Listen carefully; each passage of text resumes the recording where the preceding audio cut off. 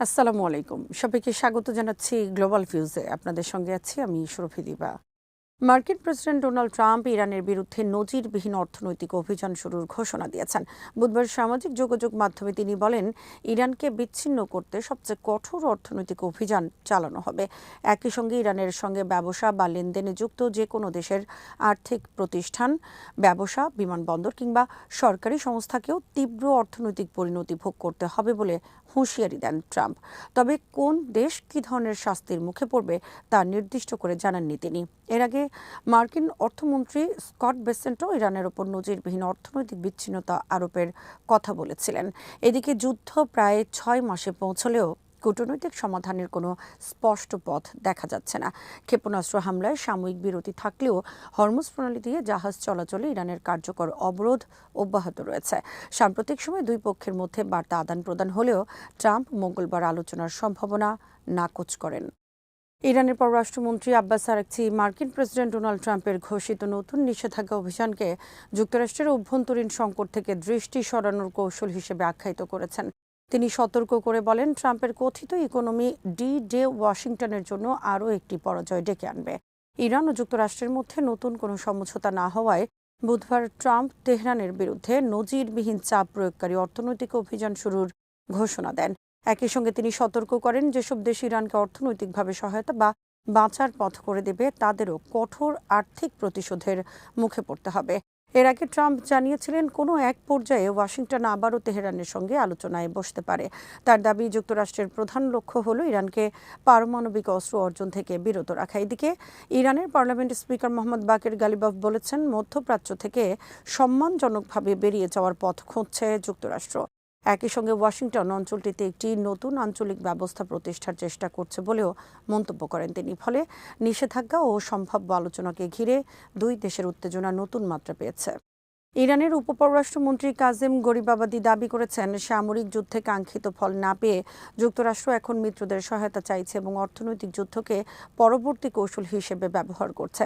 মার্কিন president Donald Trump ইরানকে সহায়তা বা দেশটির সঙ্গে ব্যবসা করা রাষ্ট্রগুলোর বিরুদ্ধে কঠোর অর্থনৈতিক ব্যবস্থা নেওয়ার হুমকি দিয়েছেন। গরিবাবাদি আরও বলেন, যুক্তরাষ্ট্রের সরকারি ঋণ $40 ট্রিলিয়ন ছাড়িয়ে যাওয়াও ওয়াশিংটনের অর্থনৈতিক দুর্বলতার ইঙ্গিত। এদিকে হরমুজ প্রণালীর নিয়ন্ত্রণ নিয়ে যুক্তরাষ্ট্র ও ইরানের মধ্যে তীব্র বিরোধ তৈরি হয়েছে। ট্রাম্প দাবি করছেন, প্রণালী দিয়ে জাহাজ চলাচল অব্যাহত রয়েছে এবং মার্কিন নৌবাহিনী সেখানে নিয়ন্ত্রণ বজায় রেখেছে। এমনকি ভবিষ্যতে এই জলপথের ওপর আরও সরাসরি নিয়ন্ত্রণ প্রতিষ্ঠার ইঙ্গিত দিয়েছেন তিনি। অন্যদিকে তেহরানের দাবি, ইরানের অনুমতি ছাড়া কোনো জাহাজ নিরাপদে হরমুজ অতিক্রম করতে পারবে না। পাশাপাশি যুক্তরাষ্ট্র ইরান সংশ্লিষ্ট জাহাজের ওপর নৌ অবরোধ চালাচ্ছে বলেও অভিযোগ করেছে তেহরান। তাই হরমুজের প্রকৃত নিয়ন্ত্রণ কার হাতে তা বোঝার সবচেয়ে গুরুত্বপূর্ণ সূচক হলো বাস্তবে কতগুলো জাহাজ প্রণালীতে চলাচল করছে এবং তারা কার অনুমতি নিয়ে যাচ্ছে। জাহাজ চলাচলের তথ্যই বর্তমানে দুই পক্ষের দাবির বাস্তবতা যাচাইয়ের সবচেয়ে গুরুত্বপূর্ণ সূত্র। 28 ফেব্রুয়ারি ইরানের বিরুদ্ধে যুদ্ধ শুরুর পর থেকে দেশটির ওপর একের পর এক নিষেধাজ্ঞা আরোপ করেছে যুক্তরাষ্ট্র। প্রেসিডেন্ট ডোনাল্ড ট্রাম্প এখন ইরানের বিরুদ্ধে আরও কঠোর ক্রাশিং ইকোনমিক অপারেশন চালুর হুমকি দিচ্ছেন। এরই মধ্যে ওয়াশিংটনের নিষেধাজ্ঞার বড় লক্ষ্য হয়েছে ইরানের জ্বালানি ও আর্থিক খাত। প্রথমত, ইরানের তেল রপ্তানি বাধাগ্রস্ত করতে বিভিন্ন জাহাজ মালিক ও ব্যবস্থাপনা প্রতিষ্ঠানের উপর নিষেধাজ্ঞা দেওয়া হয়েছে। ইরানের সামরিক তেল বাণিজ্যের সঙ্গে যুক্ত জাহাজ এবং তেল ব্যবসায়ী হোসেন শামখানির বিরুদ্ধেও ব্যবস্থা নেওয়া হয়। একটি চীনা স্বাধীন তেল শোধনাগার সহ প্রায় 40টি ব্যক্তি ও প্রতিষ্ঠানকে নিষেধাজ্ঞার আওতায় আনা হয়েছে। পাশাপাশি ইরানি তরলীকৃত পেট্রোলিয়াম গ্যাস বা এলপিজি ওমানি পণ্য হিসেবে দেখিয়ে এশিয়ার বিভিন্ন দেশে পাঠানোর অভিযোগে সংশ্লিষ্ট নেটওয়ার্ককেও টার্গেট করা হয়েছে। দ্বিতীয়ত, ইরানের ব্যাংকিং ও বৈদেশিক মুদ্রা লেনদেনের নেটওয়ার্ককে চাপ বাড়িয়েছে যুক্তরাষ্ট্র।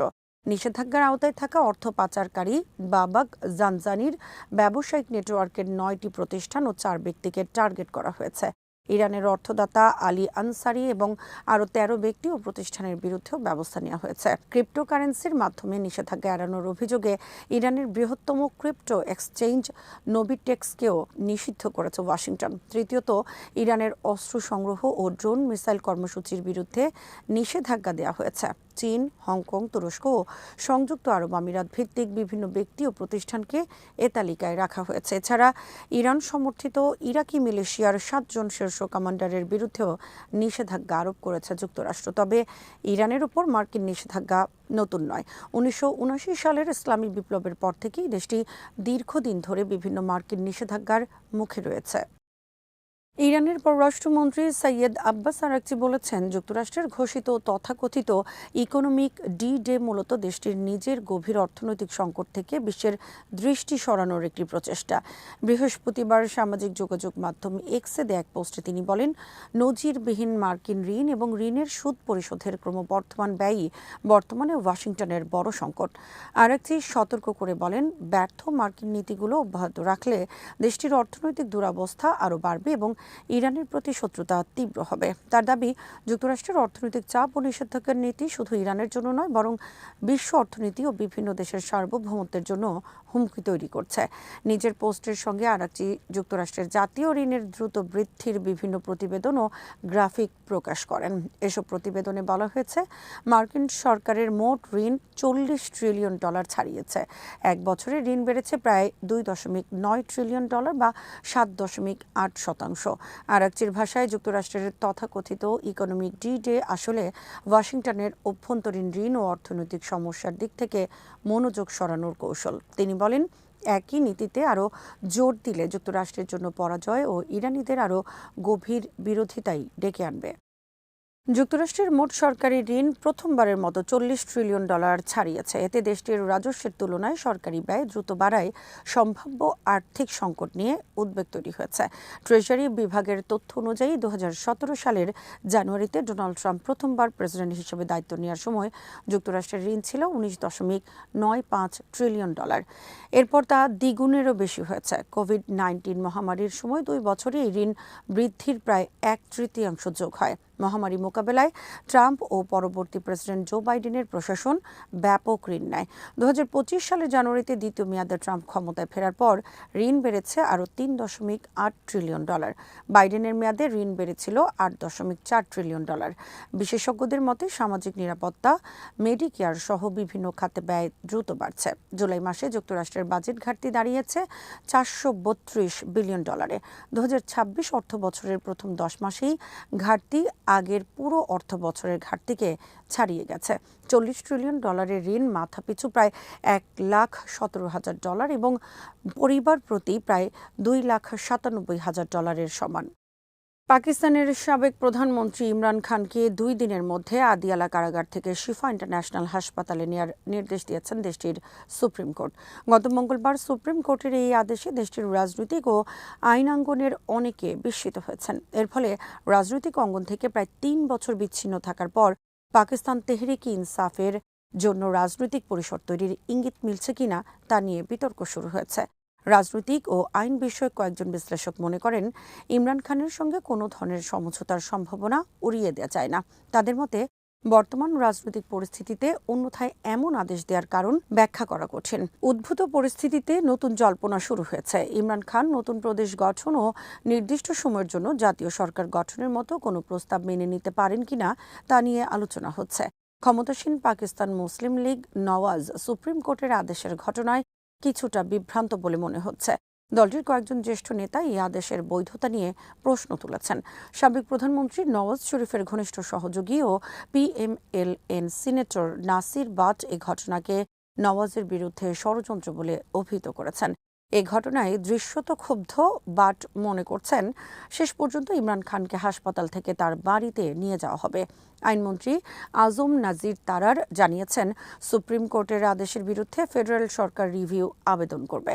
ইমরান খানকে সরকারি হাসপাতালের পরিবর্তে বেসরকারি হাসপাতালে নেওয়ার নির্দেশ নিয়েও তিনি প্রশ্ন তুলেছেন। একজন জ্যেষ্ঠ আইন কর্মকর্তাও প্রশ্ন তুলেছেন, সরকারকে কি সব বন্দীকে বেসরকারি হাসপাতালে চিকিৎসা নেওয়ার সুযোগ দিতে হবে? যে আবেদনের পরিপ্রেক্ষিতে এসব নির্দেশ দেওয়া হয়েছে সেটির গ্রহণযোগ্যতা নিয়েও তিনি গুরুতর আপত্তি জানিয়েছেন। তবে জ্যেষ্ঠ আইনজীবীরা মনে করছেন, 27তম সংবিধান সংশোধনীর পর ইমরান খানকে নিয়ে উচ্চ আদালতের দেয়া বিচারিক আদেশ বাস্তবায়নের ক্ষেত্রে উচ্চতর বিচার বিভাগের ক্ষমতা অনেকটা দুর্বল হয়ে গেছে। আজ এখানেই শেষ করছি। সবাই ভালো থাকুন, সুস্থ থাকুন আর দেখতে থাকুন বিডি নিউজ। চ্যানেলটি ভালো লাগলে সাবস্ক্রাইব করুন। সংযুক্ত থাকুন আমাদের ফেসবুক পেজে। আল্লাহ হাফেজ।